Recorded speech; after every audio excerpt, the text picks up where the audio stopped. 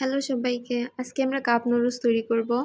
তো এখানে 2টা কাপ নুডলস নিয়ে নিয়েছি, একটা আমার জন্য একটা আমার রুমমেটের জন্য। এখন আমি পানি গরম করতে দিয়ে দিয়েছি।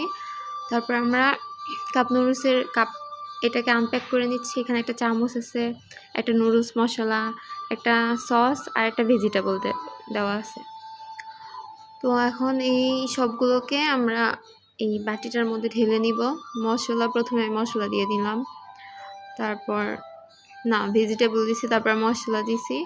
তারপর এখন এটাতে পানি দিয়ে দেব, গরম পানি অবশ্যই। আর পানির পরিমাণটাও এখানে দেওয়াই থাকে 200 ml। তো পানিটা দিয়ে দেওয়ার পর এটাকে 3 মিনিট ঢেকে রাখবো।